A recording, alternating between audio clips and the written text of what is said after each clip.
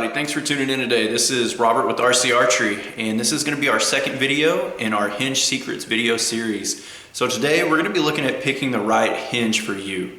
And what we're going to specifically look at is the types of handles that the hinges have, the shapes that they have, two finger, 3 finger, and 4 finger releases, and then also just take a look at the way that they're set up and designed for height on the finger beds, first and second finger, one being lower or higher, and then also look at where the hook is in comparison to your hand as far as how that's going to affect your execution and help you be able to pick the right hinge for you. So with that, I'm going to move over with the camera. I'm going to show you a couple of the releases that I have sitting out. I've also got my computer out here so I can pull up a couple more releases to be able to talk through and show you some different ideas on what to look for whenever you go to make your first purchase.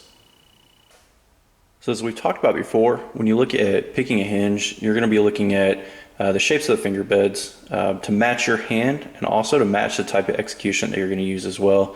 So the first thing we want to do is just take our hand and put it in a normal release position. So this position here that you're going to have, not completely, stretched out or extended, not, balled up in a fish, just good, flat, even hand here. We want to look at the way that our fingers are shaped throughout in here. And that'll give us a good idea on where we want to start. And everybody's, built a little bit differently. Some people's hands, their fingers may come back further. Some of them they may not. So it just depends. That's going to play a lot into what you need as far as the shapes of the finger beds. And when we talk about that, we're talking about a lot of between the second and the third finger, or even the fourth finger if there was one there, and how they relate. So you notice, like on this release here, this is a true ball HBC. This one's a very straight handle. So when you look at the actual finger bed location between the second and the third, you're not looking at a real big drop between the finger bed here and the finger bed there. So whenever you hold this release in your hand, you're going to keep a pretty flat hand. It's going to keep pretty flat within the finger beds there. Now if we look at that in a different direction, we have one that's more swept back.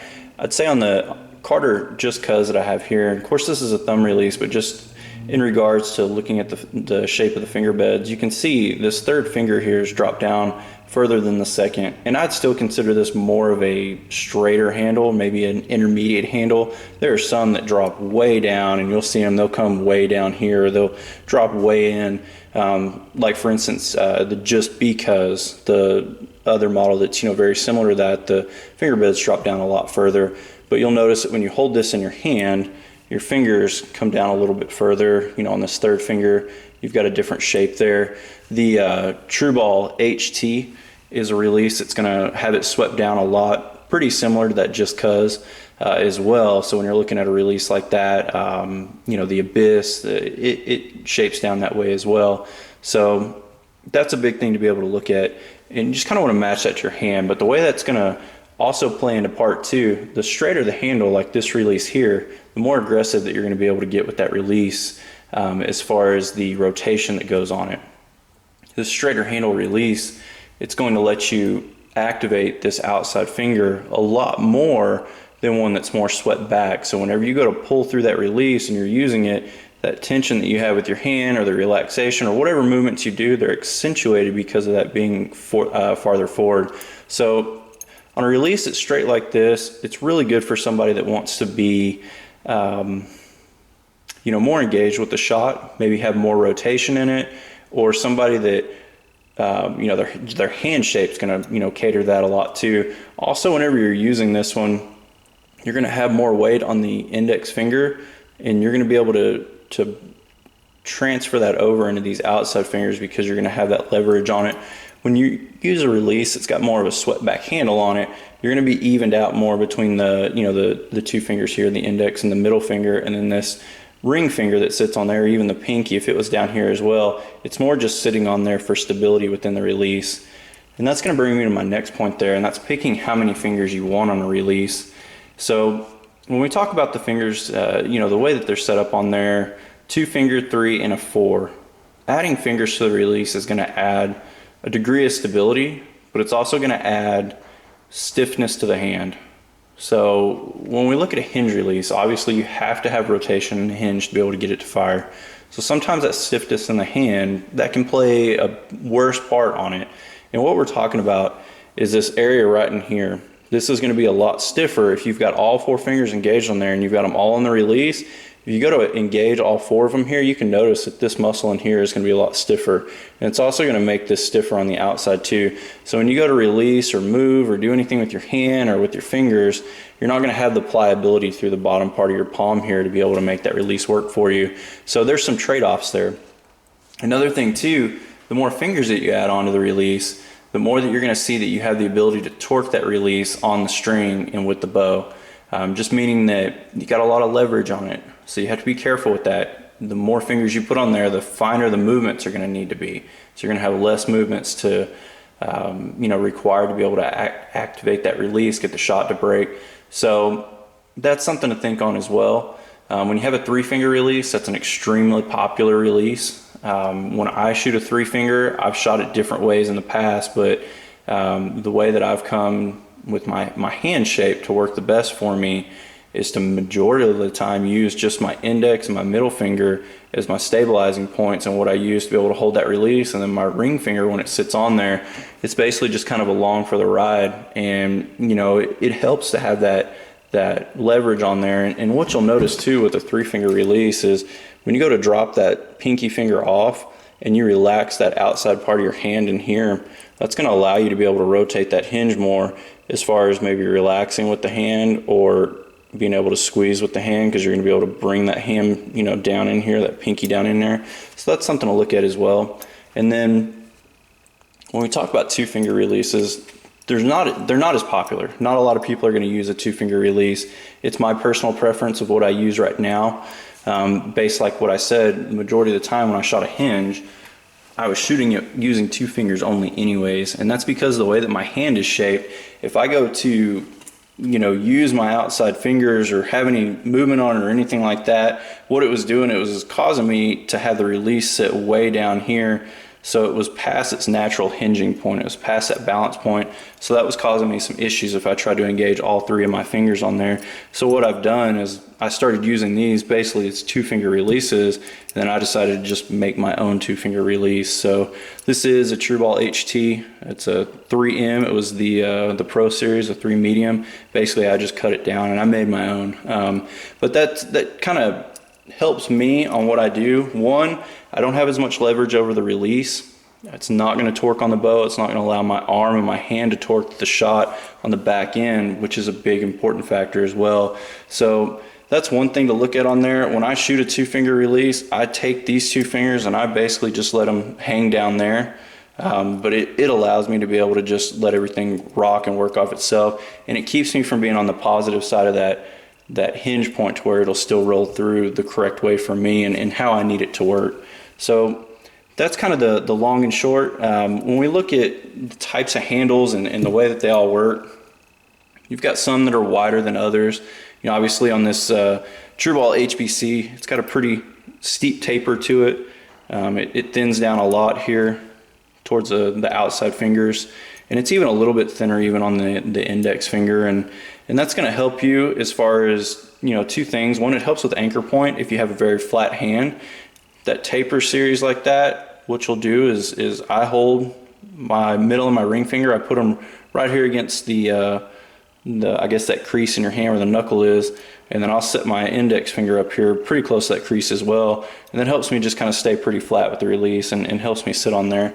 When you have a little bit different shape of a hinge, this HT, they're very wide finger beds, doesn't have as an aggressive of a taper or anything like that. So when you have your hand in there, you'll change the way that your hand fits on there a little bit. It's going to stick the fingers and everything out a little bit more. So you'll notice that too, as far as using different ways. But also it just depends on the stability factor too. When you have a thinner release like that, you don't have as much hand on the release. Your fingers aren't on there as much. So it's not there's room to move it around, I guess is the best point on there. So you have to be pretty critical on hand placement on there. Make sure you get it in the same spot each time and a repeatable part on your fingers. The good pluses to it though on that taper is I've always seen on this HBC, as soon as I started using it, my misses on target when I made a bad shot were minimized with this release because of that taper, because I was not torquing the release as bad as I was with my HT before I cut it down, and having the wider finger beds all the way through on all 3 fingers. I noticed that right away, so that was a good plus on that release, and I do enjoy that as far as having a thinner finger bed on a release. Also too, you'll have some that have a rounded area on here and some that are flat. With True Ball and with Carter, they're flat. I prefer that. I prefer that for 2 reasons. One, if you look at your hand and hold it like this, your hand and your fingers right here don't concave this way. So when you go to set your finger in that release and hold it, there's a flat surface to hold against. And that creates a really good platform and a really good, stable area to hold on to that release. That's one of the reasons I prefer that. I look at that on both of them. True Ball or Carter has a little bit more of a rounded area here, but they still have the flat part in the middle on their hinges and on their thumb release, and it just allows for a really good stable platform whenever you're pulling and holding with them as well. So that kind of gives you an idea on those and looking at it. The next part, I'm going to move over, I'm going to look at my computer with you, and then I'm going to show you a couple different releases, and I'm going to talk about the way that the index and the second finger, the way that they're shaped. So like on this one, you notice that they're very even. This one's just slightly lower. Some of them you'll notice that the index finger is a lot lower than the rest of it. And then also where the hook is. The hook on this True Ball HPC, very centrally located in the middle of the index and the middle finger. Moving that one direction or the other completely changes the feel of the hinge, your anchor points, and how it's going to work with your execution on your shot. Alright, so I've got things pulled up here on the Carter website, and the hinge that I have set up right now on here is a Carter 2 Moons, and I've got this up for a couple illustration purposes to just kind of go over what we were talking about before. The first thing to look at here is the index finger location. The index finger location on this release is a lot lower than the middle finger, and even if this was rotated more to be, more on a horizontal platform, you're still going to have that index lower than that middle finger. What that's going to do is allow the hinge to rotate a lot easier whenever you yield the index finger. It's going to load that pressure to where that natural balance point is more so on that index side, and it's going to allow that hinge to be able to rotate a little bit freer that way. That's looking at kind of a different balance point between that and then the True Ball that we looked at before, where the index finger and the middle finger are more so even. You're still going to have the index finger a little bit lower than that middle finger, but it's not as big of a jump. So that's something to look at on these releases as well. Second thing that I wanted to look at on here is the position of this hook, and it's more so on the index finger side. And what that does is the same principle as the way that they have things set up with more weight on that index finger. Whenever you yield that hinge, whenever you yield the index finger, it's going to allow that hinge to rotate a lot easier and have a lot more movement on it whenever you do that. And that also changes the way that the anchor point feels on your face a little bit too. So keep that in mind. But that is something to look at as far as these, and if you're able to relax that index finger, if you're able to get out of that shot that way, then these releases do work very well. We go over here to the True Ball website rather. This is the True Ball Abyss. So this is a signature series release that they did with Jesse Broadwater. And the reason I have this up here is they've got the index finger set up a little bit lower than the middle finger as well. It's not as dramatic, but it is there. But the way that they've set up the top here is they've got the hook where it will rotate back and forth. And what that does is it allows you to be able to set up, if you want the weight more on the index finger side, as we looked at before, or if you want it shifted back more on the middle finger side. When you have the hook shifted more towards the middle finger, it's going to allow that hinge to have a little bit more input from you to be able to make it fire. Now, some people may say that's bad. They want their hinge to rotate easier, and they may look at having it more towards the index side. But what this does when you move it more towards the middle finger is it allows you to be more active in those outside fingers. So like we talked about in the last video that I did, it allows you to be able to even those pressures out into the middle finger, maybe even into the ring finger, or even pinky finger if it's a forefinger, but allows you to be able to move that weight over to where you have a little bit more stability in your platform on your hinge shooting. It does require you to be a little bit more active in the shot to get that shot to rotate through with that hinge to be able to fire, but it does give you some added stability, and it gives you where you don't have to worry about hanging up on the index finger as badly as well. So if you do have that problem, this is a good release to combat that with. So I wanted to be able to bring that up as well and be able to show you this release so you have an idea, what you're looking at. The last thing I'm going to show you, just kind of as a a secondary look at something here, is these hinges that they have. This is a Sweet Spot 2, and then they have a Sweet Spot Pro that they've just come out with, and that's their brass version. But what they do is they have a safety built into them, basically, where when you have that safety on, that hinge is not going to rotate, it's not going to fire. You can do whatever you want to as you draw it back. I'm not opposed to these when using the right application. Some people, it works better for them while they're learning to shoot a hinge, or maybe if they just have an issue with how they're weighting the finger beds whenever they're drawing back. And this is a good way to combat that and not have to worry about it. You just don't have to think about it as much. So that's something to look into. They do offer to where you can exchange the platforms on here, 3-finger 2 and then a 4-finger application on there for you. So just kind of look at that as well.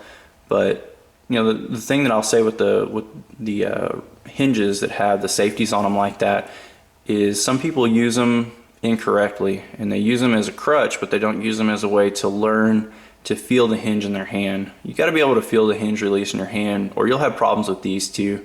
Whenever you go to release that safety on there, you still have to rotate that hinge around on that moon to get it to fire. And if you're using these where you're not evening out the pressure in between the fingers, as we talked about on the first finger or on the first video, and using it correctly, you're still going to run into problems. So just make sure that you buy these, use them for the right applications. They are a really good release. They are something really good to look at. But just make sure you use them in the right application. So I wanted to be able to show that on there as well, and just kind of give that as an idea on different viewpoint on using a hinge, and something for someone to look into if they're maybe new to it and unsure of how to hold the hinge, or maybe if they've just had problems with getting the right amount of tension on their fingers to be able to draw those hinges back.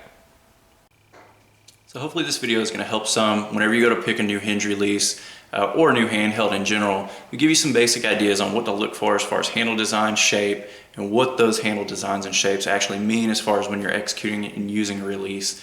So next week I'm going to take a break from the hinge secrets portion of this, and I'm just going to release a video about aiming and execution. It's one of the most important parts of your shot, and you can get away with a lot of problems in form, or a lot of problems even with the bow, if you aim correctly and if you have correct execution.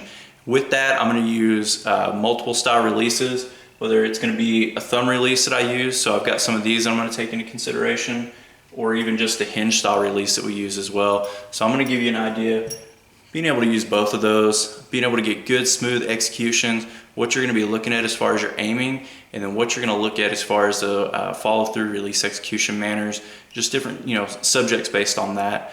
So keep an eye out for it. That's going to be our next Tuesday tip of the week video that you see coming out in the next week. And as always, keep an eye out on my accounts for promo codes on the Instagram accounts, or just different things that we do throughout. When I was making my True Ball release, I put a little bit of information on there, some pictures and everything, just to let you see it. I uploaded some videos the other day on release execution with a 2-finger hinge that I've started doing with my new release. And always keep an eye out for my YouTube channel for some new reviews that I've got coming out on some new products, some new companies that I'm going to be a authorized dealer for as well coming up in the future. So just keep an eye out for that. I appreciate you watching these videos, and I look forward to being able to get some more out to you soon.